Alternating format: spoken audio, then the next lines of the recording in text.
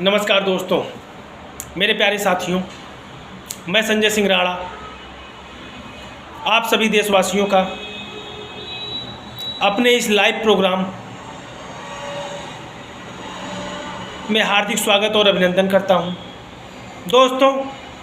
और आपसे अनुरोध करता हूं कि आप हमारे इस ऑफिशियल यूट्यूब चैनल को अगर अभी तक सब्सक्राइब नहीं किया है तो उसे जल्द से जल्द सब्सक्राइब करें, जिससे आपको हमारे द्वारा किए गए जनहित कार्यों की हमारा जो उद्देश्य है कि हम अधिक से अधिक युवाओं को राजनीति में आने को प्रेरित कर सकें।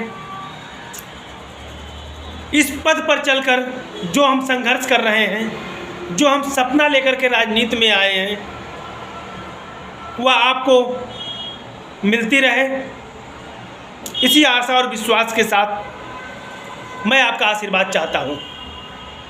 दोस्तों, आज हम बात करेंगे आखिर क्यों आपका यह छोटा भाई संजय सिंह राणा आपसे बार बार अनुरोध करता है, रिक्वेस्ट करता है, दरखास्त करता है, विनती कर रहा है कि आप अपने देश हित के कर्तव्यों को पहचानें, अपने देश को खोखला होने से बचाने के लिए, अपने देश को विनाश के रास्ते पर जाने से बचाने के लिए हर एक भारतीय नागरिक का मौलिक कर्तव्य है कि वह देश के विकास में योगदान के लिए अपने इस मौलिक कर्तव्यों का निर्वहन करे। हमारा युवा जिस प्रकार सिर्फ सरकारी नौकरियों के लिए लाइन में लगा हुआ है, कतार में लगा हुआ है और लाठियां खा रहा है, आपका यह छोटा भाई संजय सिंह राणा चाहता है कि आप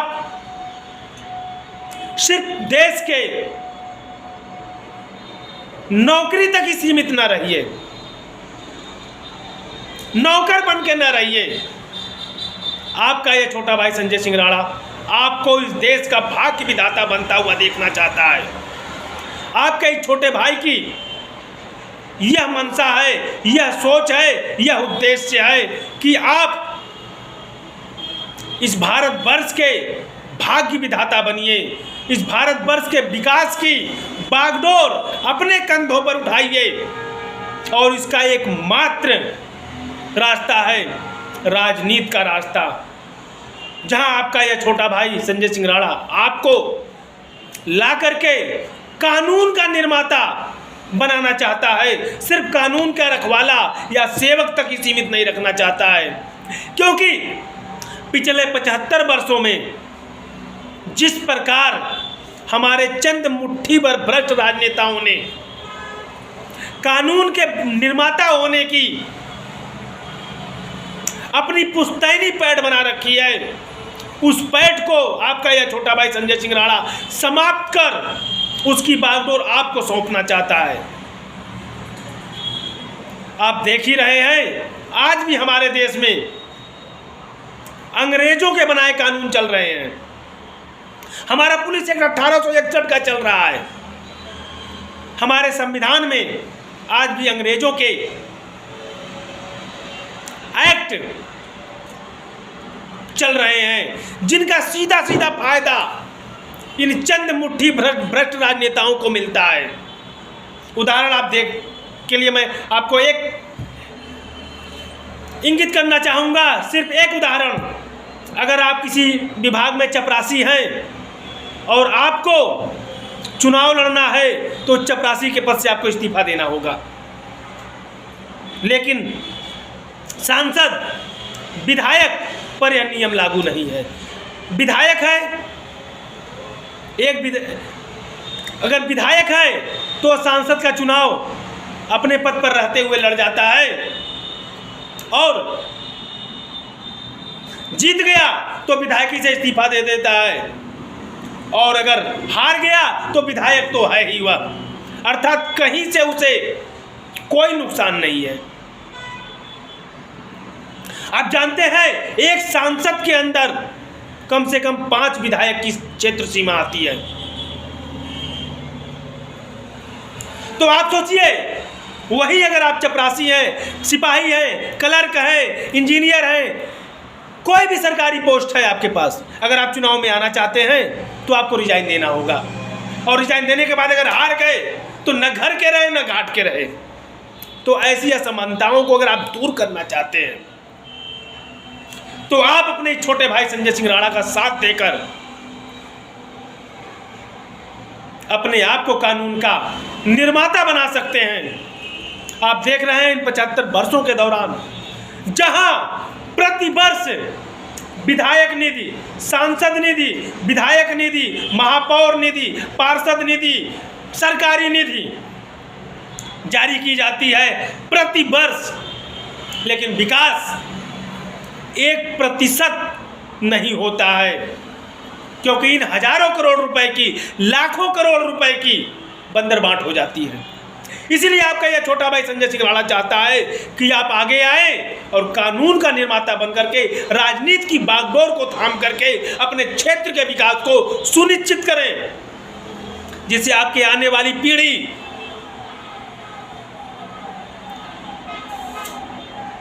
अच्छा, सुसज्जित, संपन्न जीवन यापन कर सके।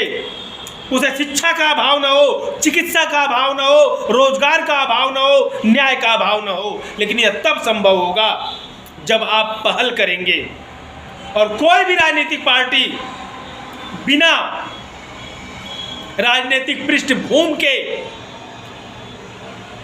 प्रतिभाशाली युवाओं को, जिनका राजनीति में रुचि है, जो राजनीति में आना चाहते हैं, उन्हें तवज्जो नहीं देगी। क्योंकि आज की सभी राजनीतिक पार्टियां धन बल को तवज्जो देती हैं, बाहुबल को तवज्जो देती हैं। या तो आपके पास हजारों करोड़ की प्रॉपर्टी हो, पैसे को पानी की तरह बहाकर आप चुनाव जीतने की क्षमता रखते हो, या तो आप माफिया हो, गुंडे हो, उद्योगपति हो, कि आपके एक बार बुलाने पर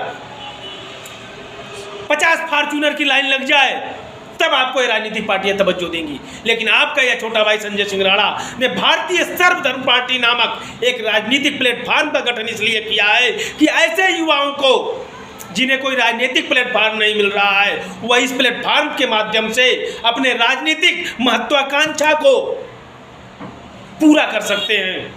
आज मैं आपको इन राजनेताओं को मिलने वाली राशि के बारे में, राशि की ओर आपका ध्यान आकर्षित कराना चाहूँगा कि आपके क्षेत्र के विकास को लेकर के, आपके क्षेत्र के विकास के लिए इन राजनेताओं को कितना पैसा प्रतिवर्ष मिलता है, और उनमें से कितना आपके क्षेत्र के विकास को संवारा जाता है। इसकी कल्पना, इसका आकलन आप खुद करिए। मैं सांसद निधि की बात कर रहा हूँ।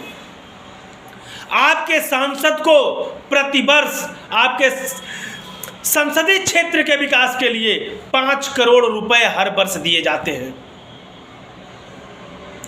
लेकिन उनमें से विकास कितना होता है ना हम जानते हैं ना आप जानते हैं। यानी कि एक साल में 5 करोड़ और 5 वर्षों में 25 करोड़ रुपए। विधायक निधि, एक विधायक को आपके क्षेत्र के विकास के लिए 2 करोड़ 40 लाख रुपए दिए जाते हैं प्रतिवर्ष। आपके शहर का जो मेयर होता है उसे प्रतिवर्ष 10 करोड़ रुपए नगर निगम सीमा के अंतर्गत क्षेत्र के विकास के लिए दिए जाते हैं। आपका जो पार्षद होता है, सभासद होता है, उसे प्रतिवर्ष 95 लाख रुपए जारी किए जाते हैं क्षेत्र के विकास के लिए। इसके अतिरिक्त आपके क्षेत्र वार्ड के विकास के लिए, इसके अतिरिक्त सरकार द्वारा 35 लाख रुपए अलग से जारी किए जाते हैं, जिनसे सरकार काम कराती है। इन सभी का अगर आप जोड़ करेंगे तो 18 करोड़ 70 लाख रुपए हर साल आपके क्षेत्र के विकास को मिलता है, और 35 लाख रुपए, और ये अगर 5 वर्षों में इसकी गणना करें तो 93 करोड़ 50 लाख रुपए। अब आप आकलन करें, अगर 93 करोड़ 50 लाख रुपए आपके क्षेत्र में विकास के नाम पर खर्च कर दिए जाए तो आपका क्षेत्र सोने की चिड़िया बन जाएगा।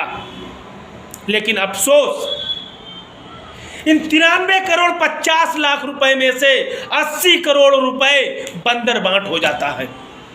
अर्थात सिर्फ 13 करोड़ 50 लाख रुपए का ही विकास कार्य होता है। अगर आप चाहते हैं कि 93 करोड़ 50 लाख रुपए आपके क्षेत्र के विकास में लगे, अस्पतालों के लिए खर्च हो, शिक्षा के लिए खर्च हो, चिकित्सा के लिए खर्च हो, न्याय के लिए खर्च हो, गंदगी को हटाने के लिए खर्च हो, आपके क्षेत्र का सौंदर्यीकरण हो, मार्ग प्रकाश हो, सड़क सीवर बिजली नाली पानी जैसी मूलभूत सुविधाओं में खर्च हो, 100% निधि का उपयोग हो, तो यह जिम्मेदारी इन 93 करोड़ 50 लाख रुपए को पाने के लिए, जिससे आप अपने क्षेत्र का विकास कर सके, आपको अपने छोटे भाई का साथ देना होगा। आपको राजनीति में आना होगा,